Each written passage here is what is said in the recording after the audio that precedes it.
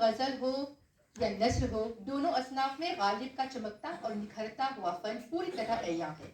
مرزا اسد اللہ خان غالب افق شعر و سخن پر اس درخشاں ماہتاب کی مانند ہے جس کی روشنی میں لاکھوں ادیبوں نے نہ صرف اپنا ادبی سفر طے کیا ہے بلکہ اردو کو بے پناہ مقبولیت سے ہمکنار کیا۔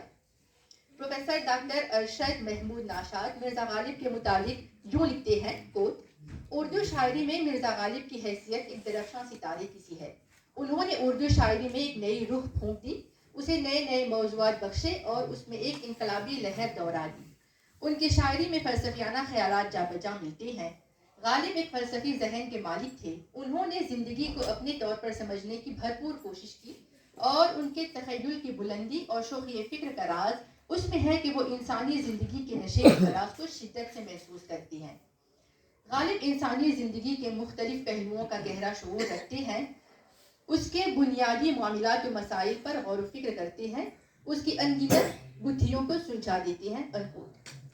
غالب نے اپنے فکر و فن میں انسانی معاشرے کو ہر زاویے سے بیان کیا ہے۔ وہ جب محبوب سے عشقیہ باتیں کرتے ہیں تو عشق و محبت کے سارے ساز چھیڑ دیتے ہیں، اور جب انسان کی بے کسی اور مجبوری کا ذکر کرتے ہیں تو دل سے آہ نکلتی ہے۔ جب خالق دو جہاں کی عظمت بیان کرتے ہیں تو ولی اللہ بن جاتے ہیں، اور جب بشر کی کمزوریوں کو بیان کرتے ہیں تو سراپائے عجز و انکسار نظر آتی ہیں۔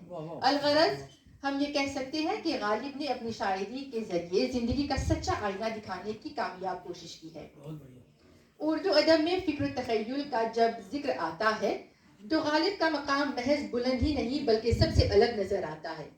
اردو میں وہ ایک ایسے شاعر ہیں جن کی شاعری دلاویز ہونے کے ساتھ ساتھ خیال انگیز اور فکر انگیز بھی ہے۔ ان کی شاعری کا موضوع ان کی شدید ذاتی تاثرات ہے، ان کی امتیازی خصوصیت ان کا تفکر ہے۔ غالب کے یہاں تفکرات ان تمام تجربوں کا اظہار جو ان کے ذہن و روح کی گہرائیوں میں جذب ہو کر ابھرے ہیں۔ ان کے یہاں غور و فکر کا خاصا گہرا سمندر ہے۔ وہ زندگی کو دیکھنے اور بسر کرنے، اس میں حقیقتوں کی تلاش و جستجو کا بھی درس دیتے ہیں۔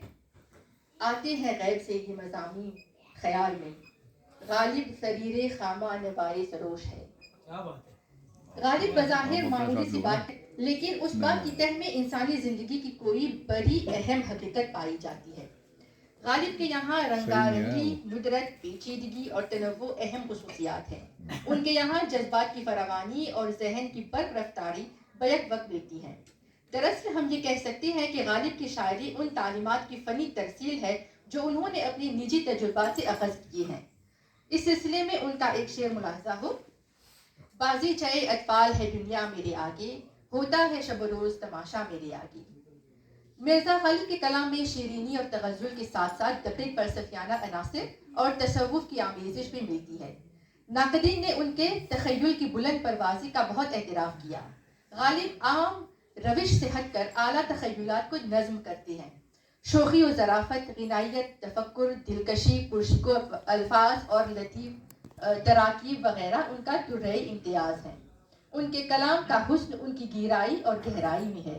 الفاظ کا انتخاب، مصروں کا در و بس، زندگی اور زمانے کے متعلق ان کا رویہ، انسانی جذبات و احساسات کی کثرت، ان کے اشعار کی معنویت و تعدادی اور ان کا دلکش پیرایۂ اظہار ان کے کلام کو وزن و وقار، مقبولیت اور محبوبیت بھی عطا کرتی ہیں۔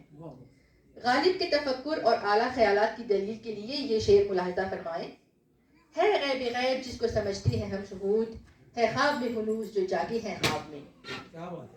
اگر غور سے دیکھا جائے تو معلوم ہوگا کہ غالب نے کسی خاص فلسفے یا نظریے کو اختیار نہیں کیا، لیکن زندگی کے مختلف نظریوں اور فلسفوں پر ان کی نظر ضرور تھی۔